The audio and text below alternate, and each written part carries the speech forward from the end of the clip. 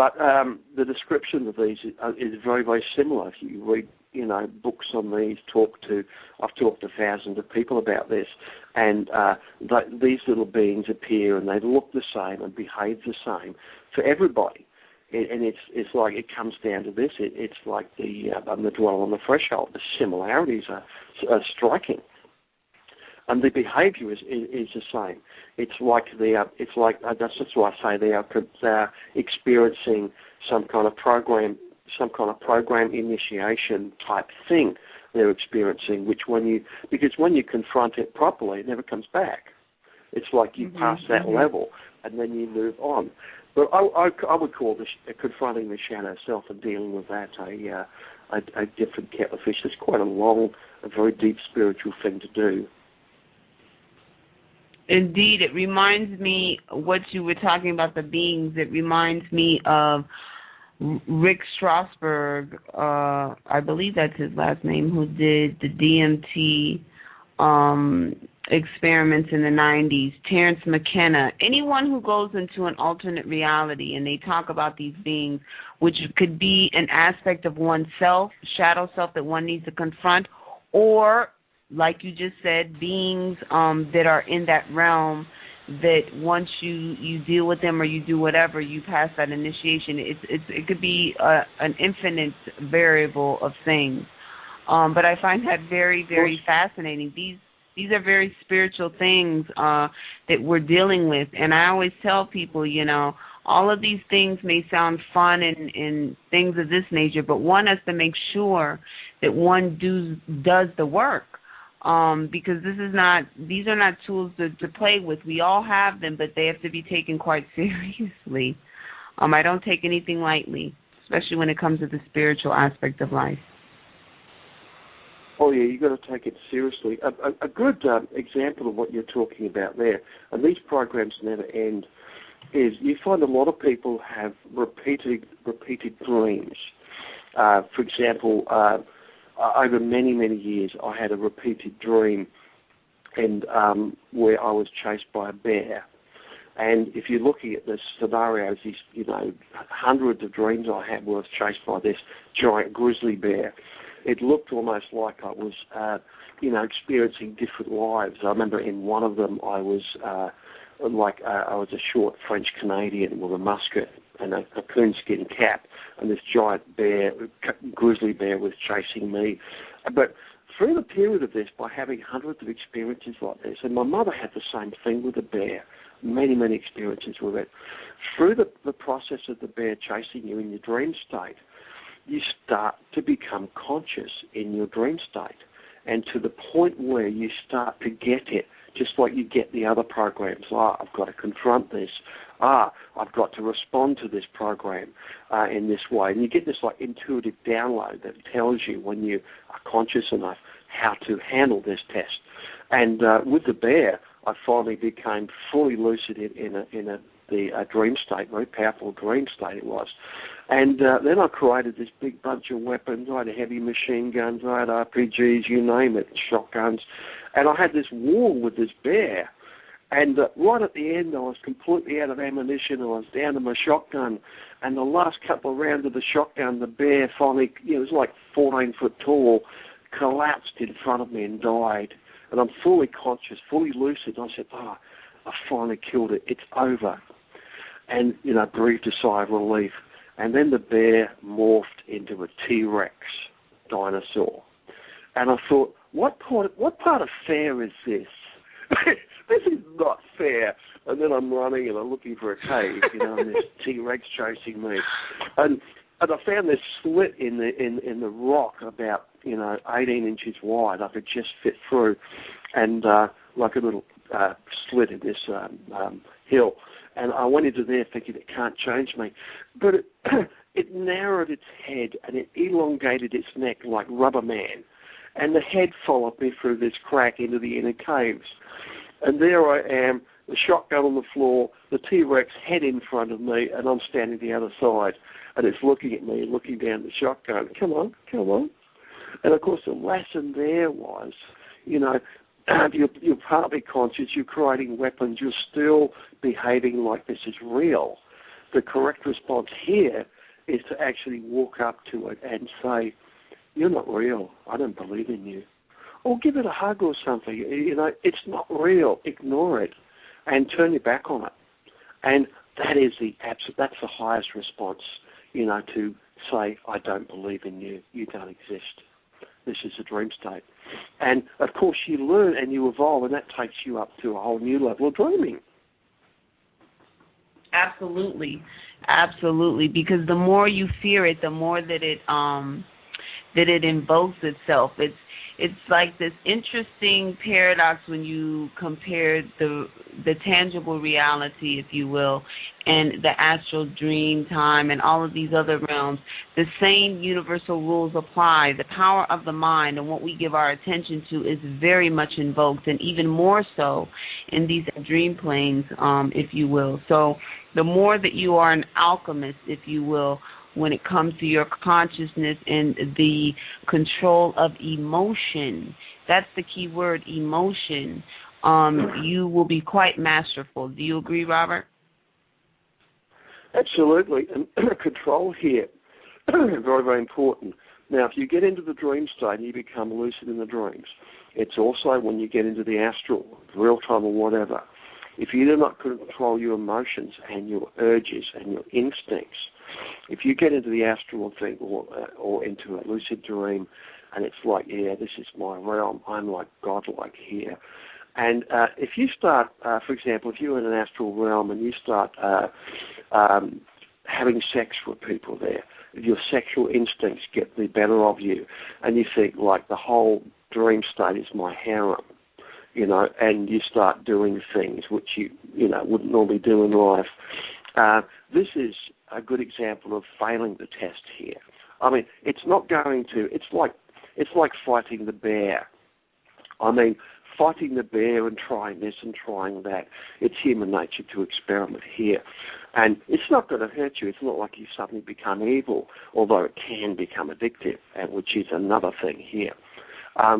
But if you go into the astral realms and the dream realms and you start pursuing, you could say, an immoral or morally corrupt path in these experiences here, you find your being will reflect that. Your spiritual evolution is starting to get, you could say, muddied. And you are failing the test here because, in religious books and that, you get a master that is presented with all these gifts and jewels and things, and control of the world, like Jesus on the mountain. The devil offered him the control of the world and anything he wanted, and of course the correct response is to say no. I don't want that.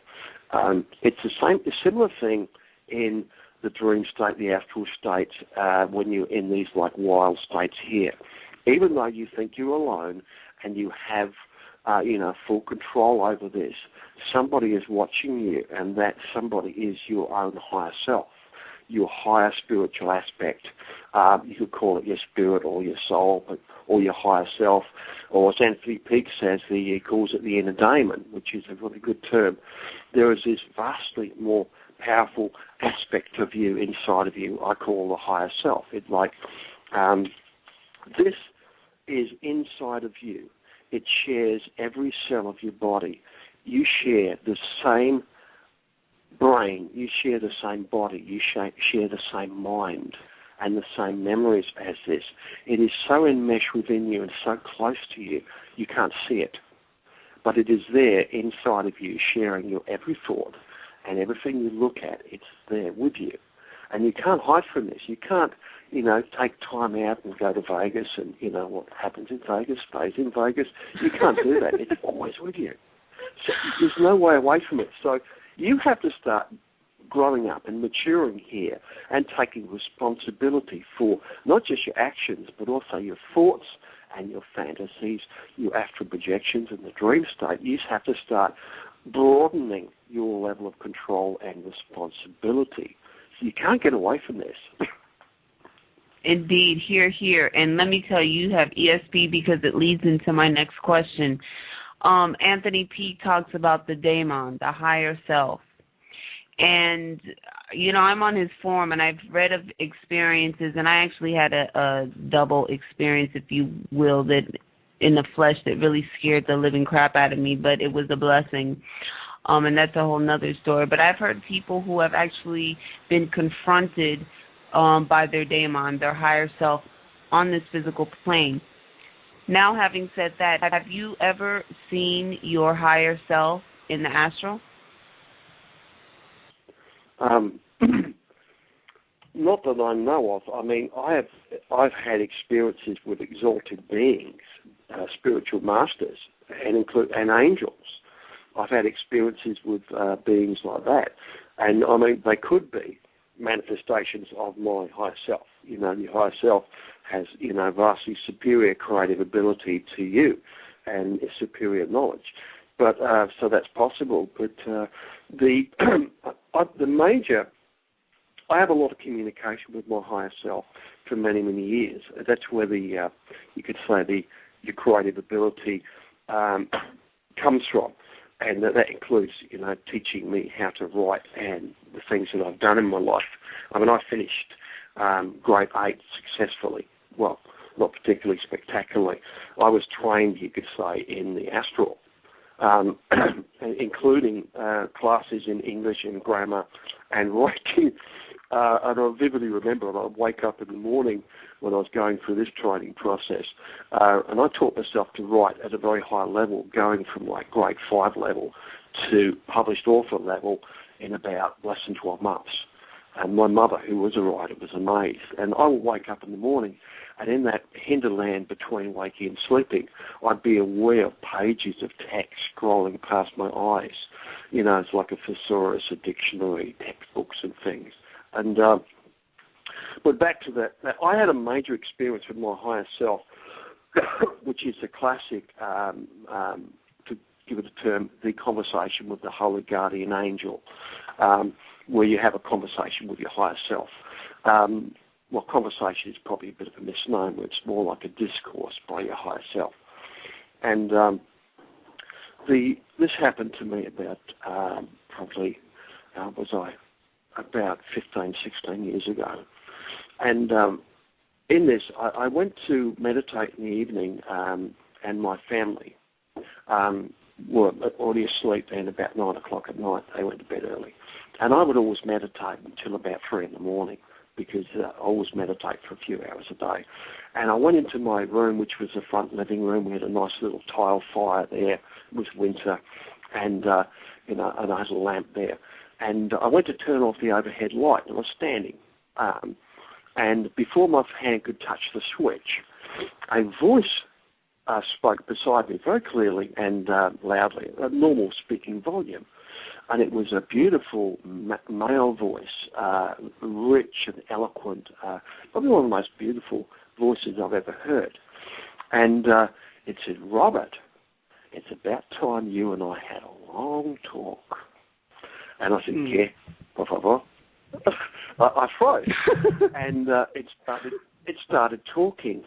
And as it talked, I could feel the carotid gland under my right ear. You know that gland, the one that swells up when you get sick? Indeed. Just under your ear and your jaw?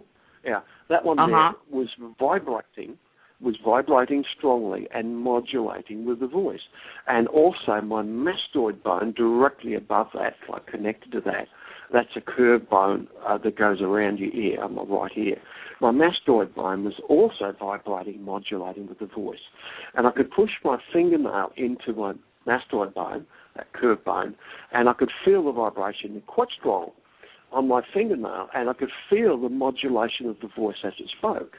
So if I'd had the right type of microphone, I could have recorded this, which is one of my plans to do when I get my research centre, start, testing different types of clairvoyance and try and actually record some spirit voices and that. But back to this, then it told me to turn out the light and sit down, so I did. And it spoke to me for like a couple of hours, and I was listening intently. A very exciting thing to happen.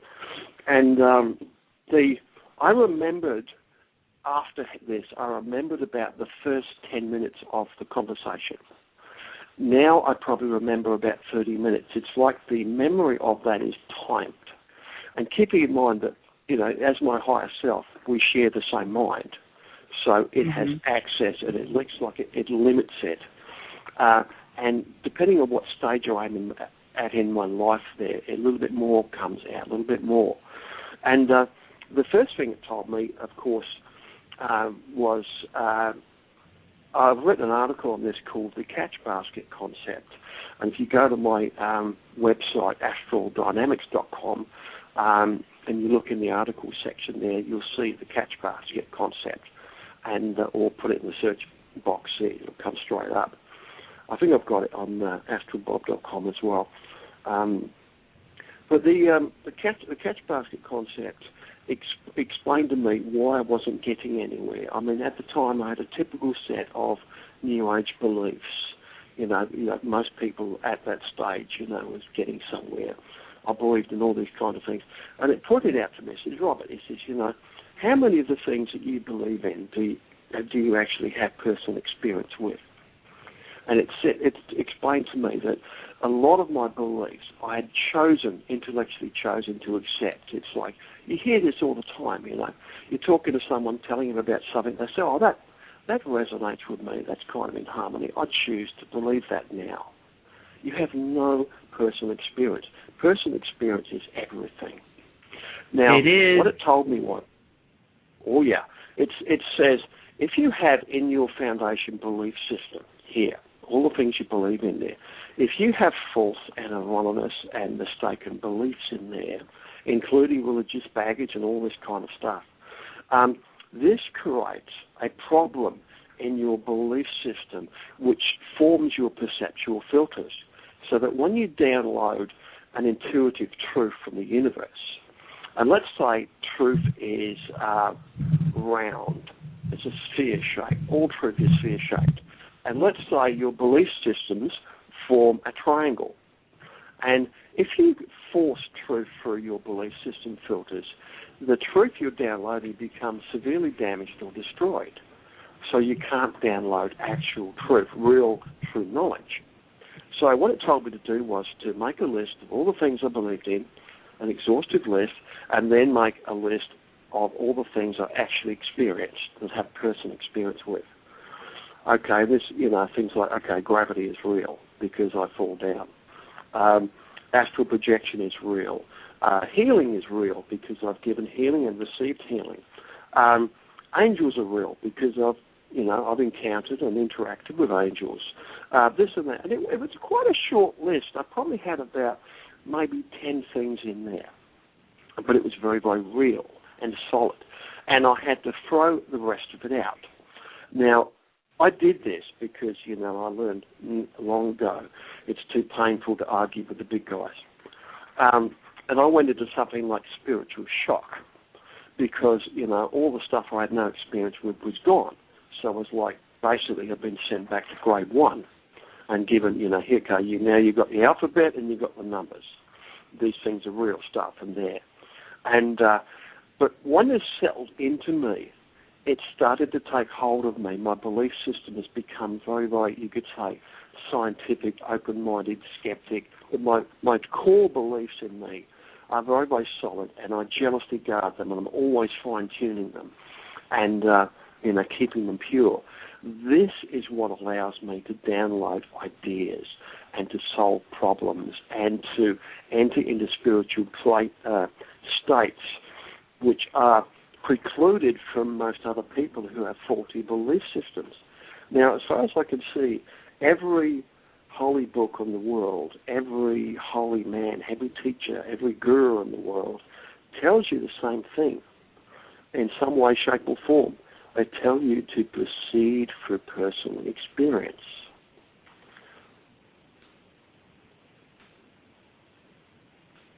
You are so on point. I'm listening. I'm like hanging on every word. I always say that spirituality, we are spirit, we are soul, we are spirituality when we get here, but we forget.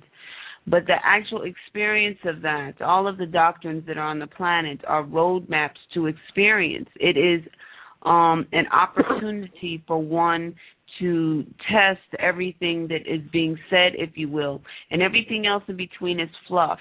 When I talk about race, status, gender, all of these things are illusions that have been created by the physical realm of reality, man. And they really keep people from progressing in the way that they need to progress spiritually, because they're hanging on to the concept of the tangible in man, all of these attachments that has been created in this realm of existence. So you are absolutely on point, Robert, when you talk about those things. Absolutely. Just being born into this world, people that generally don't get this, every single human being, every animals have spirits too. Every single being in this world, every single person is very, very special and has a special purpose. We all have the same opportunity. It's got nothing to do with money or position or wealth or anything like that. The real purpose of life is the journey, the quest to discover your own authentic self. I mean, who are you? I mean, everybody out there should look in the mirror and say, who are you? And if you really look at it, you will see, if you're honest with yourself, I am a collection of programs, social and family and religious programming, which I think is me. But you are not, that is not you. That's a collection of programs, programmed responses and attitudes and ideas and thinking. This is how society functions. I mean, but the real you, the real spiritual, authentic you is something quite different inside of you. And so the purpose in life here is a voyage towards the discovery of your authentic self, who you are, to find the prince or the princess within you, to reveal that. And it may be, something quite different to what you are. And everything I've said today and everything we're talking about here also points to that, because this happens on many levels. As you start to become conscious in the dream state, and you stop shooting at the bear and you finally accept it and say, you're just a construct, I don't believe in you. You're starting to become aware of who you really are on multiple levels.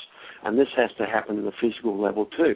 Now, spiritual abilities, they call them psychic abilities, have nothing to do with being a spiritual person, with being a good person.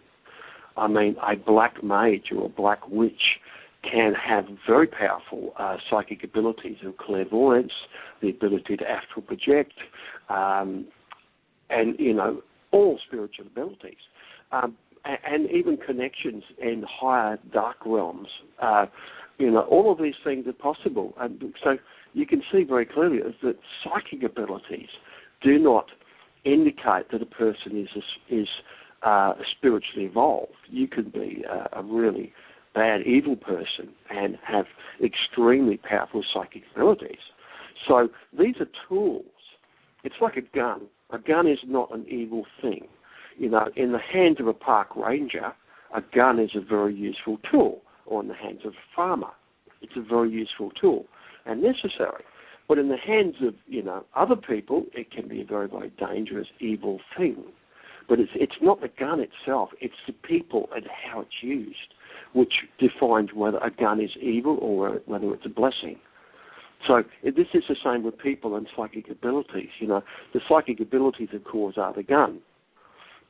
It's like, depending on how they are used they used to help people, or are they used for self-gain, and for harming other people?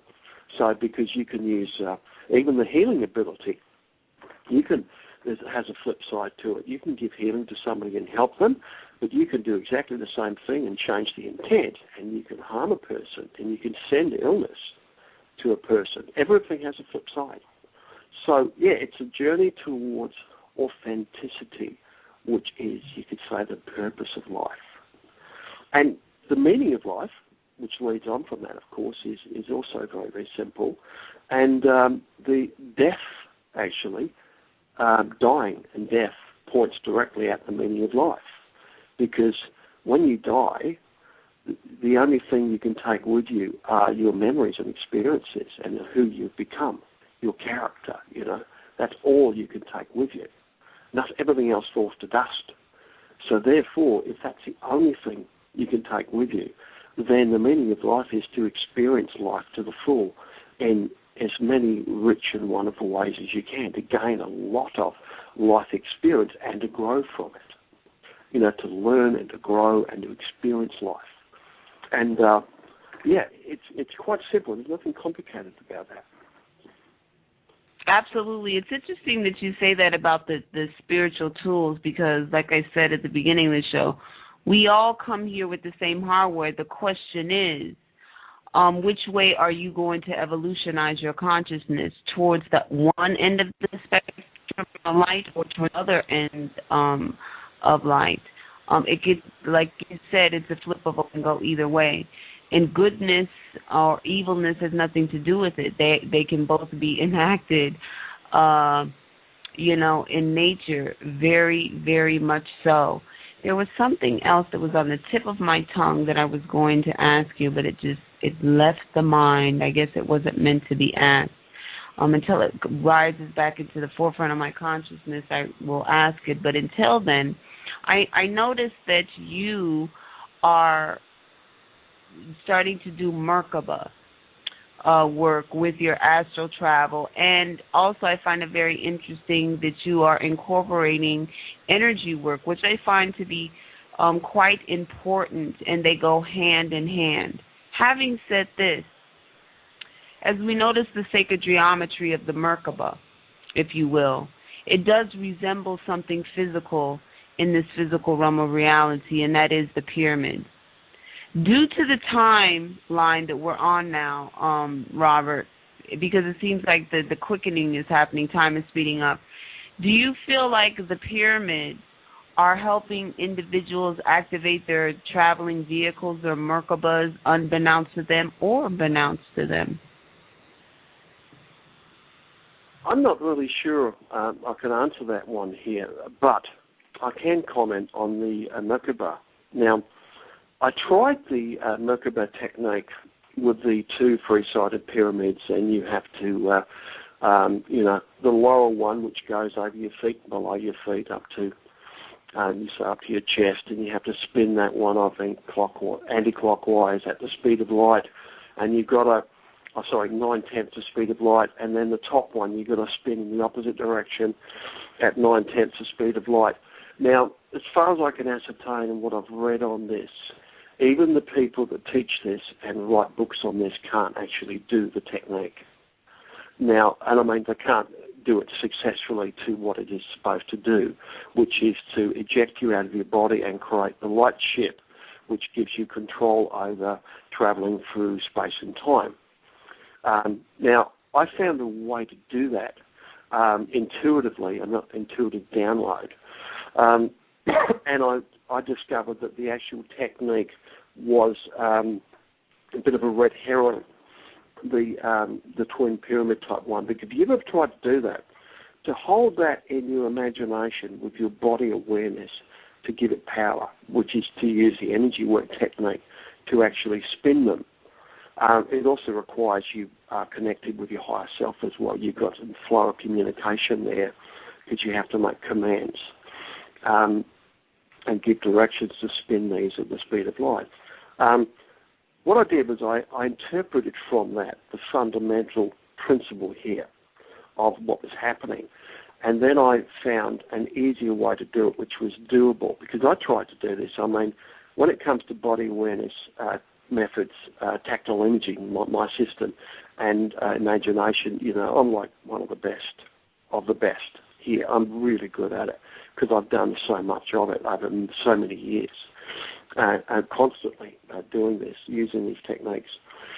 So, I struggled to do this, and I thought to myself, wow, if I'm struggling to do this, being a teacher, teaching other people to do this, is like, I'm teaching them something which is impossible to do. So throw aside the programming, the knowledge, and ancient knowledge is often badly interpreted or misinterpreted, and you get all these errors come in. And what is the fundamental here? And I adapted that technique to a method I give in my book called energy work. There's a method in there I call the 2 tubes. And I think I've also got that in the second edition of my book, Astral Dynamics. The 2 tubes is you create a tube of like glass around your body, close to your physical body. And you spin that clockwise. And you create another tube, 6 or 12 inches out from that. And you spin that one anti-clockwise. And this has got to be full body length. You have to be straight. You've got to be you've really got to be laying flat to do this. It's too difficult to do in a sitting position because you need to have it, the inner tube's got to be within 6 inches of your physical body to spin around smoothly. And if you're in a sitting position, it kind of screws it all up. Now, you spin the inner tube as fast as you can, and there's a few techniques for doing that. You have to get a really good grip on the full body length tube, and you've got to get it spinning clockwise. And when you get it going as fast as you can until it becomes like a blur, more than a blur, it becomes like the movement becomes like glass. It's so fast. Then you make a command. This tube spins at the speed of light. And you just got to let go then and sort of allow this to happen. And then you create the outer tube. And you can forget about that and then create the outer tube and do exactly the same thing. And you have that spinning anti-clockwise. And then you go back and create the inner tube. There's a bit of momentum there, so it's still going. And then you create them both together. You get the inner one going, and while you hold that in your body awareness, in your mind, you also get the outer one spinning. And then you make the command, these tubes spin at the speed of light to your higher self, silently in your mind. And if you crack this technique, the first time I did this was the first time I actually tested it. There's a massive explosion of light in your mind's eye, this kaleidoscope of like an exploding universe. And you're ejected out of your body, pop out, and keep in mind I'm only in a lightly relaxed state here, not in like a deep altered state or anything fancy, just a light altered state. I'd woken up, I was still in bed in that morning, and I'd gone back to bed, and I'm just sort of laying in a little bit, playing with energy work and that, and so I'm, mostly relaxed. And I'm ejected out of my body. Now, I had about 20 or 30 out-of-body experiences inside of probably a 30-minute period of time. And in some of them, I was ejected out of my body, and I'm standing out in the front road for, a few seconds, and I'm back in my body. And then I'm up in the astral planes, and I've got these big tree-like beings, examining me. And then I'm on this al fresco scene with having coffee and wine with my children and my adult children, and like a dozen or so experiences here, and some of them I'm out and I can perceive the light ship around me, which is like this teardrop. It's more like a UFO shape, a flying saucer type shape of light around you, and you're like sitting in this, and you've got this literally like a light ship forms around you instantly, and you can use this to travel in past, present, future, anywhere in the physical universe at the speed of thought, which means you can cross a galaxy in a heartbeat at the speed of thought. If you think it, you can be there. And now, I am still in the process of learning to drive this. I've only just found the steering wheel. So, because I like to approach things fresh. So I've got this phenomena happening. Yeah, this works. And it is doable. I have taught some people who have managed to get this happening, to make this event happen. It is not just a one-off. It's not just me that's able to do this as well. I've taught a few other people that have managed to do this. But it does take quite a high level of energy work ability. I mean, the ability to tactile imaging skill the ability to move your energy with the energy work system that I teach, which is in all of my books. Every book I write has at least one section on energy work. And, of course, the best one for that is the book called Energy Work, which teaches you the whole system. And but that's the work I've done on the Merkaba, which I've seen. And I really don't know about all this stuff you hear about the Merkaba and this and that.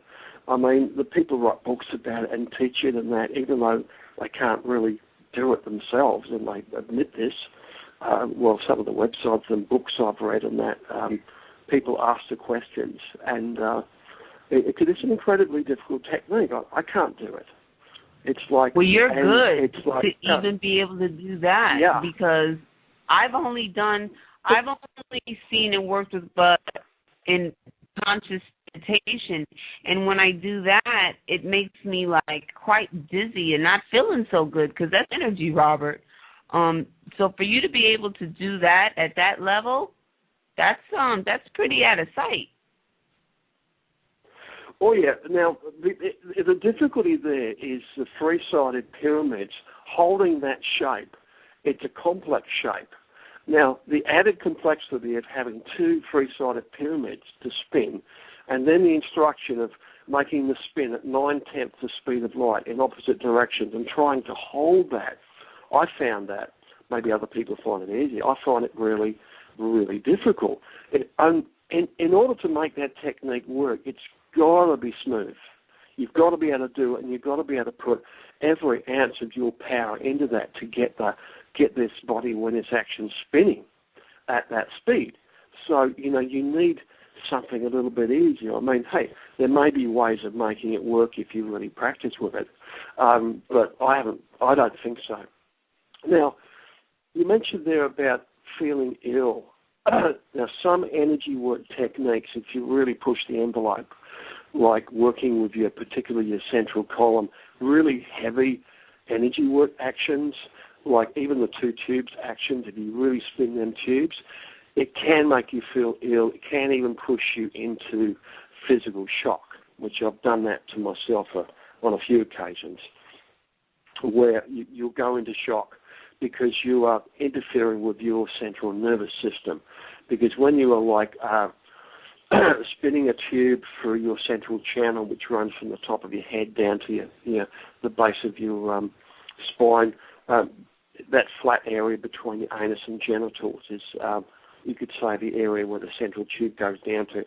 Now, if you mess with that and spin it and bounce it and put too much effort into that, you can cause a physical shock. You can get, starting with dizziness and nausea and that, and up to full physical shock, which I've done on myself. It's like, better lay down and have a rest for a couple of hours because I'll let it ease down.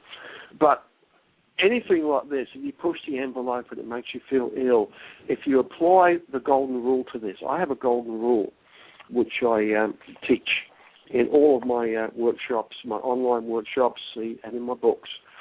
If you do anything, and this applies to any kind of energy work or whatever, you do anything which is uncomfortable or painful or makes you sick or is disturbing in any way, stop what you're doing and take a break. And take a break as long as it's necessary until you feel completely normal again. This could be a 5-minute break. This could be, might take a week or two off, as long as necessary. And if you apply this religiously to your spiritual and energy work practices, you find it's like weightlifting. You can approach something and give it a really good workout, and then your muscles get too sore to use, so you stop. And you take a week off. And over that week, your muscles grow back a little bit larger and a little bit stronger than they were before. And then you go back to weightlifting again and you do it again. And you might strain them again. And then you go back, take a break, and they'll grow a little bit stronger. Your energy work has your energy body has a lot of similarities, and your chakras as well, to your physical body. And if you overwork them and you make yourself feel a bit ill or you get some weird or unpleasant sensations, stop it, take a break, focus on grounding and real life, and you'll find you'll heal up and a couple of days, a couple of weeks even. In extreme cases, everything goes back to normal, and you feel fine. And then you go back to it again, and your energy body grows stronger and more robust as you proceed, as long as you follow the golden rule. Always take a break when, the going gets rough. And then applies to just about everything. Indeed. Well, needless to say, Robert, after that little experiment many, many years ago, I tell you, I laid on the floor for exactly where I sat more because I couldn't get up because the energy, and, I have a pretty strong stomach, so I was like, I'll be able to handle it, and that was a very good lesson for me. I needed to go through that lesson. So I laid on the floor for an hour, and I crawled back to bed, and I completely was knocked out. I mean, it literally, the energy of that, the Merkaba and working with that was just something out of this world. And people, for who don't know what the Merkaba is, it's Metatron's cube. So go into your search engine and type in Merkaba, Metatron's cube. Very, very powerful tool to work with, if you will. It is.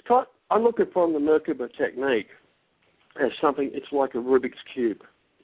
It's something that's been put on this earth, but you need a certain level of intuition to make it work. It's like you're given a Rubik's cube or some kind of puzzle, and you try and put it together. And knowledge is generally, the serious levels of knowledge are generally protected. And I found this applies to a lot of other things as well. You look at something and the way it's explained, it has many, many levels of understanding in that explanation. The basic Merkaba, I think, which is, taught in public, and you can find on a lot of websites and that. This is the public version of that, but there are many levels, deeper levels of understanding beneath that, which you have to intuitively download from the collective consciousness in order to make it work. You get the basic idea from the Merkaba technique, but to actually make it work, you need that download because you have to tweak it a fair bit to get it to work, which I did.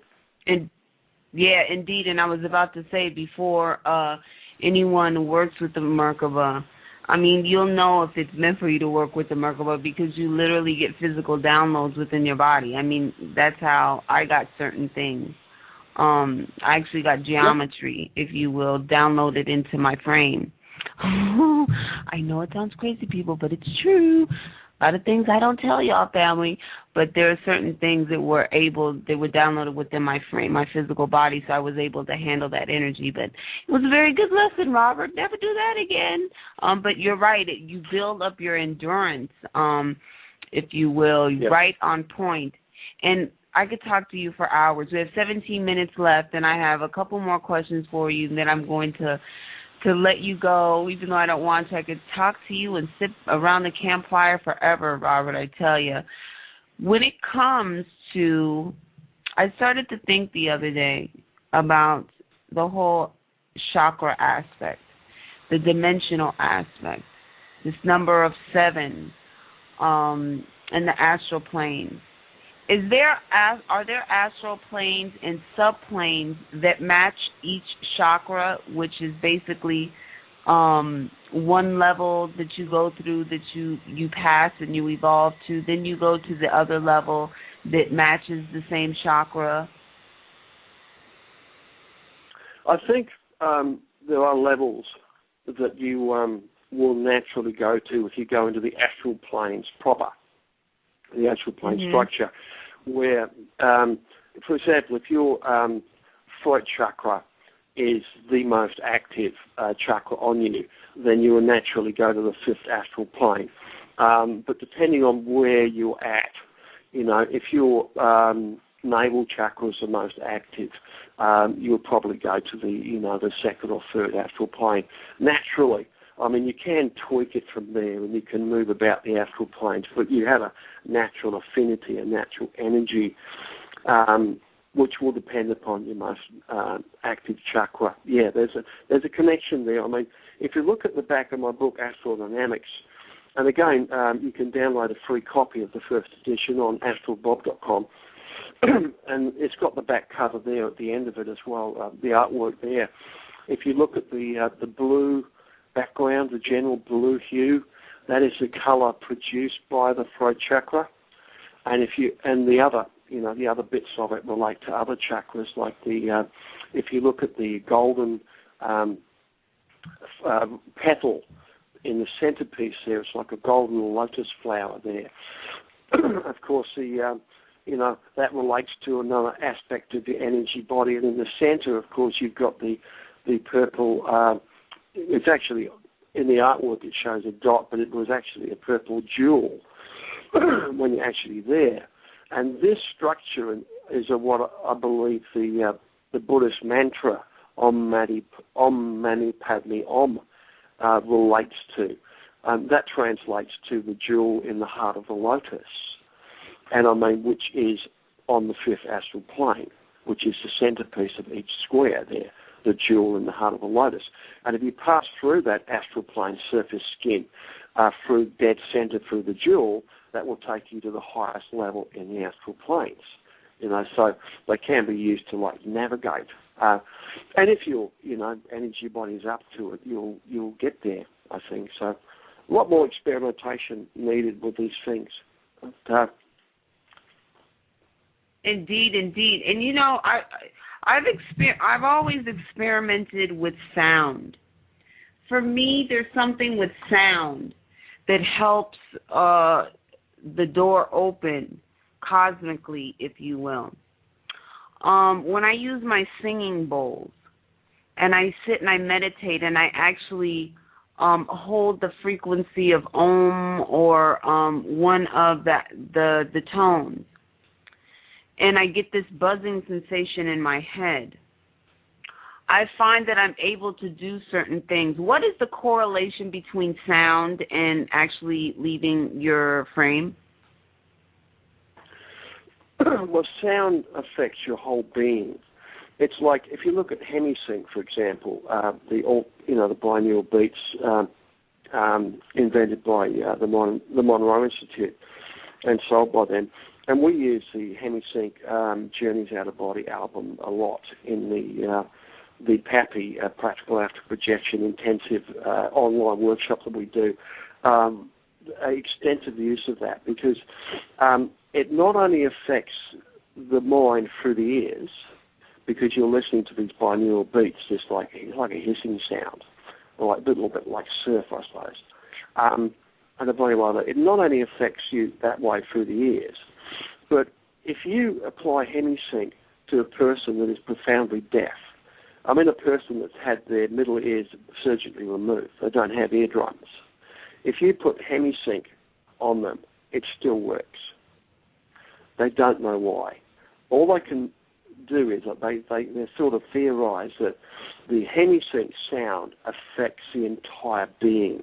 It affects the space of the body, the field of the body. It works on that level there. It's like if you're profoundly deaf, it will still work on you. And they've done a lot of experiments with that. But back to the singing bowls sounds like that, I think there are resonances with the chakras. I think certain tones and musical tones and frequencies activate different chakras and different aspects of chakras. I mean, a chakra is a complex thing. It is not just a very simple thing. I mean, I've made original observations on the chakras, and my first sighting, and I was, working on developing that very specific level of clairvoyance to see them. And, earlier I'd seen the colours they produce and that, and I could see auras, and you see the little, sort of something a bit like a spinning sort of a colour there. And then I started having some real looks at the chakras, and they were nothing like you would imagine them to be, nothing I would imagine them to be.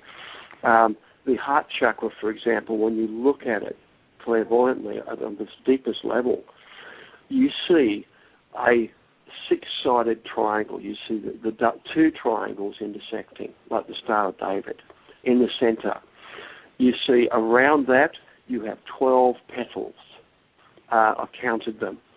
And you have a smoky color over the top. There's no green or anything in there. It produces green, but the actual color is smoke. And there's a couple of little deity figurines in there, and in the middle of the double triangle, you find there is a Sanskrit letter. And very much like you'll see, I didn't know what this was. I made quite a long observation. I was observing it for like about 30 minutes. And so I had a very clear recollection of it. And I got on my computer and I found some ancient Chinese sketches of chakras and descriptions of them, which were spot on. And looking at the heart chakra, the smoke color, and apparently there's different little deity figurines can appear in there, depending on this and depending on that, because they're individualized, depending on where you're at and where your heart chakra's at. But so they're not a simple thing. So you say different tones of music and different tones of singing bowls and that will affect different chakras and different aspects of those chakras. And you activate different aspects of those chakras. Well, by the way, if you're interested in singing bowls and sound healing, my partners, which we run the Practical Astral Projection Intensive with, they also do an online workshop with a Tibetan monk, which is, his name is Tenzin. He was the author, I think, of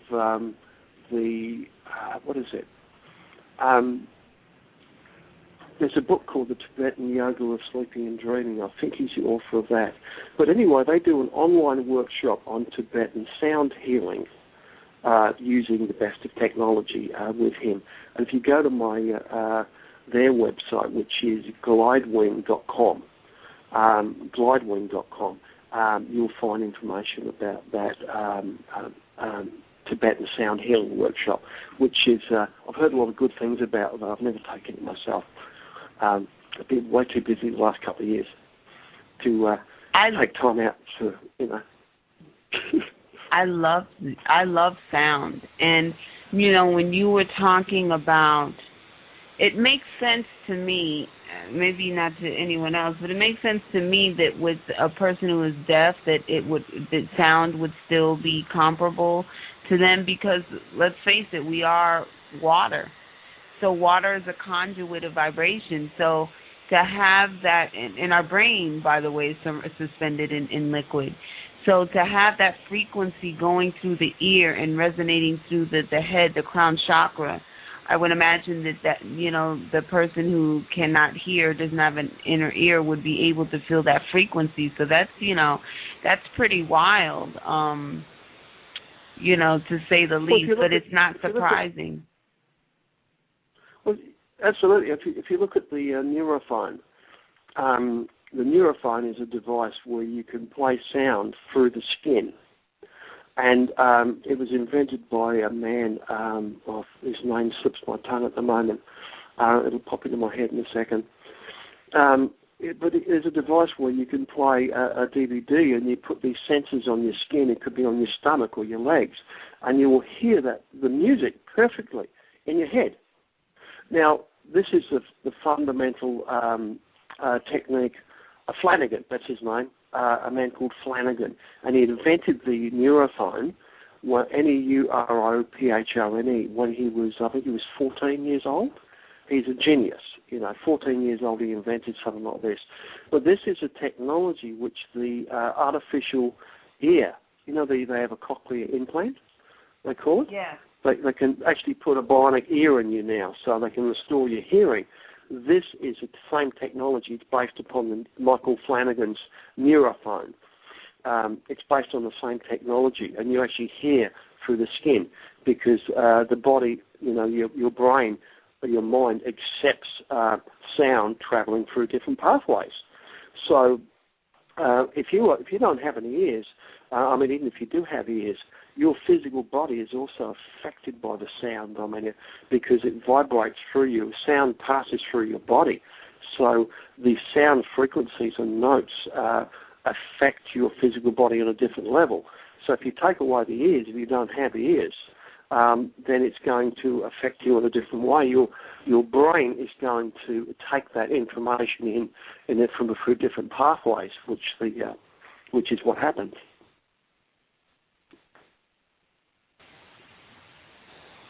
Indeed, indeed. And one thing about the chakras, when you said when you see the chakras, and I don't know if you see this when you see people's chakras or your own, but I've seen this. Isn't it fascinating, Robert, how most people think that the chakras they vibrate, but they're still, but I've seen them rotate, and they don't, with each individual is different. They don't all rotate in the same direction. Mm-hmm. I just thought that was fascinating. I thought that was fascinating. When I saw them for the first time, I never, it was just surprising to me. Yeah, there are different levels to chakras, and with clairvoyance, you will see the different levels of them, and each level you go through, and new aspects of that chakra are revealed. So you start with the most basic level, just plain simple auric sight, where you can see a few colours around somebody. You might find an intense dot of colour. Like you look at the heart centre and the heart area, and you'll see this intense green glow. That's about the first level you're going to see. And you see the bands of colour around the body, because the aura, although it has a general hue, will have like each chakra produces, like the heart chakra produces a green band all the way around the human body. But if you're a deeper level of clairvoyance, you'll see more of the spinning wheel effect. You'll see the chakra rotating. It looks like a spinning wheel of colour. And going deeper again, you start to see some of the, it becomes more symbolic. You see the symbology associated with it. Now, the symbology, the energies produced by that chakra are interpreted by, you could say, by your mind at a deeper level. So instead of interpreting that as being a spinning wheel of colour, you get the deeper symbolic associations, coming from, you could say, the collective consciousness, where you start to see the shapes and the little deities and the petals and things like that. And there may be deeper levels beneath this as well that I haven't even seen yet. It's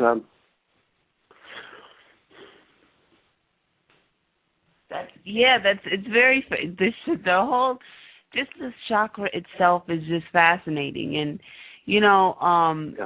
to see like an individual and their chakra is rotating to the right, and then you see someone else and their chakra is rotating to the left, and you're like, oh, wait a minute, I thought that, the chakras all go in one direction. I mean, that's how I perceive it. So it just sort of kind of tripped me out, I guess, because like you said, it's an experience. It's not something that you just conceptualize.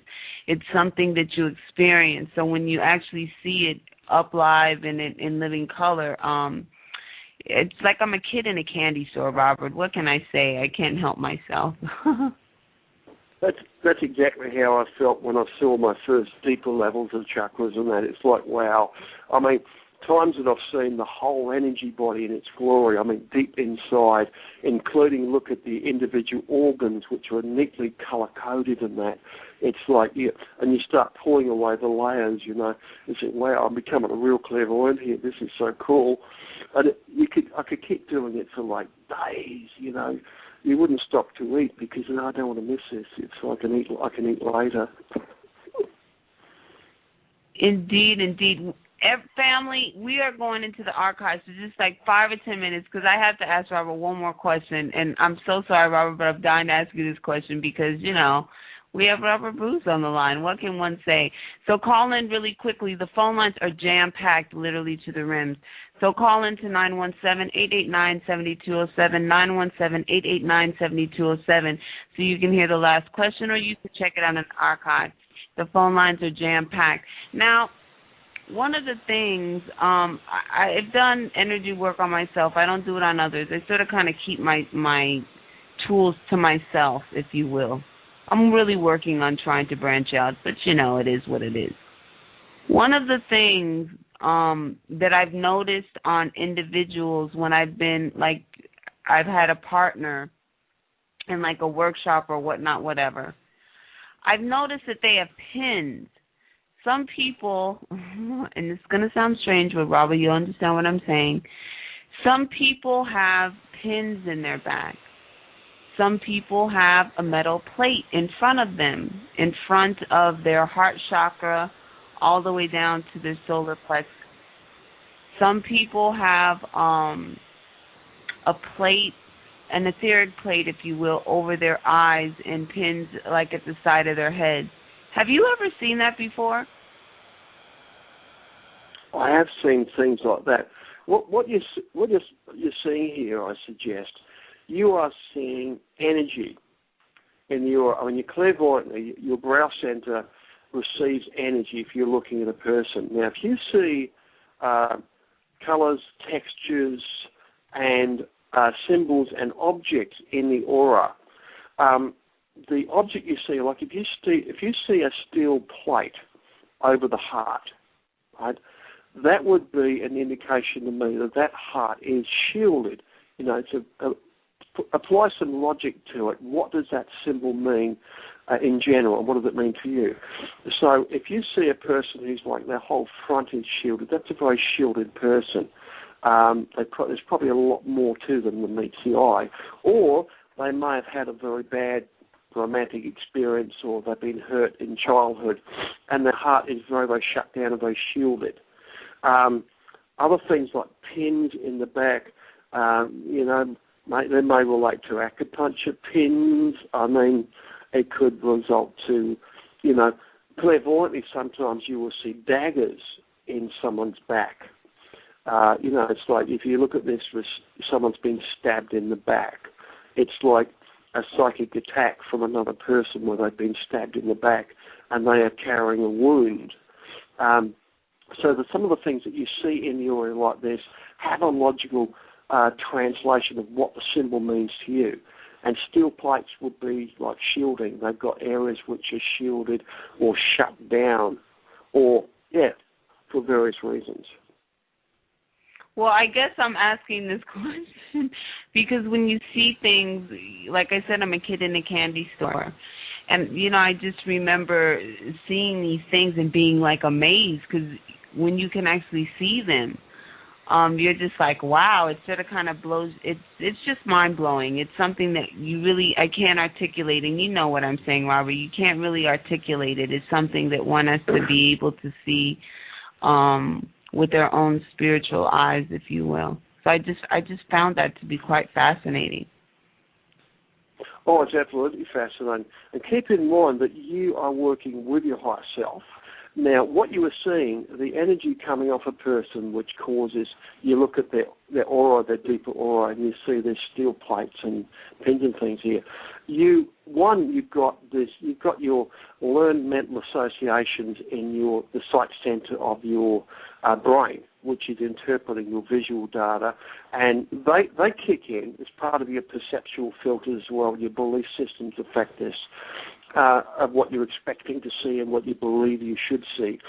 But your higher self is also there as well. And like with the training programs I said, where you see multiple things. And it will also, if you're working with your higher self, it will also try to help show you symbols in the aura which are easy to understand. And this is a bit like, what you're seeing there is a bit like the clairvoyance training program, where if you see something like a steel plate or a pin in somebody, you just recognize it, say, there's a steel plate around your heart, pass the information on it. This might mean that your heart is shielded or has been damaged in some way, emotionally harmed, or it's just closed down because of something. And just describing it is all you need to do. And passing it on may be helpful to the other person, maybe if you're working with them. But that's all you're required to do is work with the process, because that way it'll fine-tune. You may see something in there and say, well, I can see a bunch of flowers there. I have no idea what that means. It's like passing that on is also valuable, because then the symbology that you're seeing can be adjusted. It can evolve to something which is more easily understood by you. Indeed. I've actually seen... something else I've actually seen in people's auras, I've actually seen beings attached to them, and I'm like, woo. How do you walk up to someone and be like, excuse me, I see you have a friend walking with you. It could be tough, but it's just it's very, very fascinating. Robert, time goes by so quickly. We are in the archives right now, and you stimulated my consciousness so much. I'm going to sleep like a baby tonight. I so enjoyed myself, and I'm so grateful that you spent time with us, because I know the time difference in Australia is quite gigundo, but I'm so grateful. I have to be greedy. I'm so grateful. It was such a pleasure. It's my pleasure, too. I really love radio. It's been nice talking to you. Oh, absolutely. You have got to come back and hang out with us, because there's so much to talk about when it comes to you. You've written so many books. Mm-hmm. Just get in touch with Timothy and line something up. He's become my media manager. And, and so as I say, tell your listeners to go to astralbob.com and get a free copy of my first edition, Astral Dynamics. Indeed. Please go to the website, you all. This is an opportunity of a lifetime. When do you know an author to give away like one of their greatest works for free? So please take advantage. Go to astralbob.com. Robert is on YouTube. He's on Facebook. Check out all of these tools. When I say phenomenal tools, phenomenal. Tons of information. So most definitely take advantage. Thank you so much, Robert, and you have a wonderful, wonderful day. It's my pleasure, dear. See you next time. Bye. Absolutely. Bye-bye. And once again, family, oh, my gosh, I am sweating. Let me tell you, conversation with brilliant minds, it just stimulates me. It's like a wonderful brain massage. Love it, love it, love it. Hopefully we will be back. I'm not going to say hopefully. We will have Robert Bruce back on the H Show Network, because there's so many things to talk about. He's doing so many wonderful things, you all. Tons of information, as I stated. Please go to his website, download Astral Dynamics. It's something that one must have in their library. And also go on YouTube and Facebook, and type in Robert Bruce into your search engine and Astral Bob in YouTube, and you will most definitely find him. I mean, the information is just amazing. Addicted, I tell you. After I get off the radio, I will be listening to some downloads of his and putting myself to sleep tonight. As I say, family, I always enjoy spending time with you. Always. Know that you do not have to accept a life of mediocrity in any way, shape, or form. You do not. We do have free will to choose. We come to the planet with so many beautiful tools. For some, they are lying dormant. For some, they are enacted. You do have a choice. These things can change your life. They're just not for fun, but they can change your physical reality as you mold and change the spiritual reality in which we are all a part of. You have so many gifts that you are unaware of. As I always say, family, live happy and be happy. And until next time, family, bye-bye.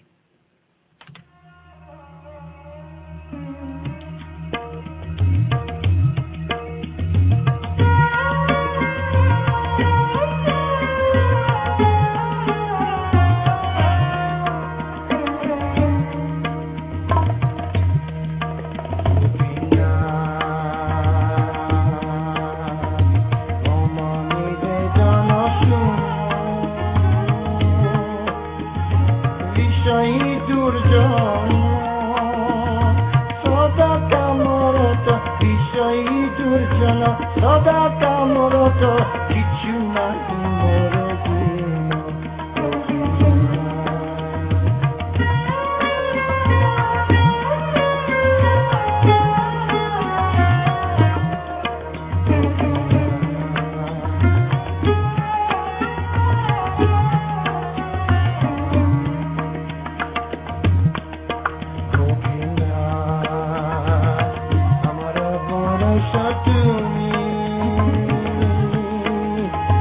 Amara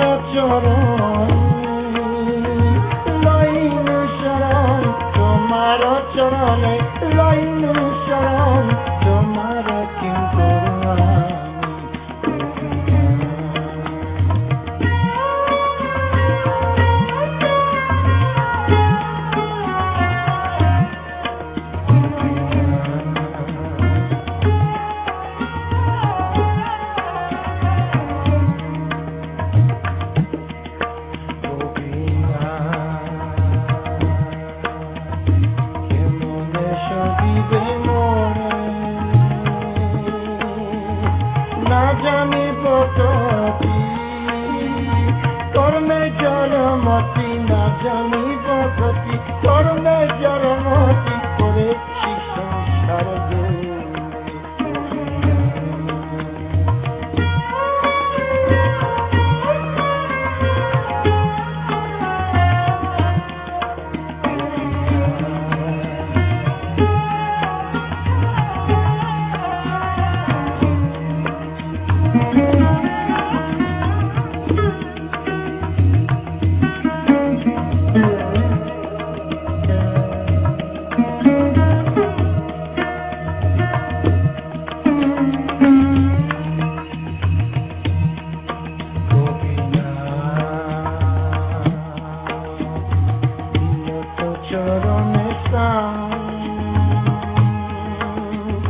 মাগে পাবো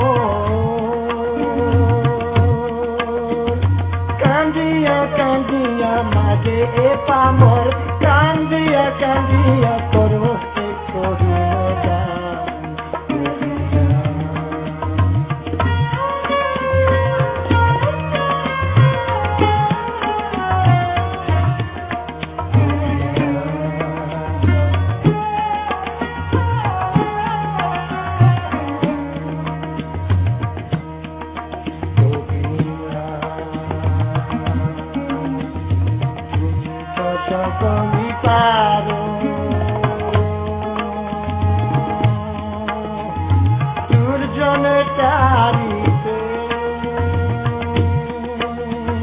তোমার শক্তি দুর্জন চারিতে তোমার শক্তি কে আছে পাপির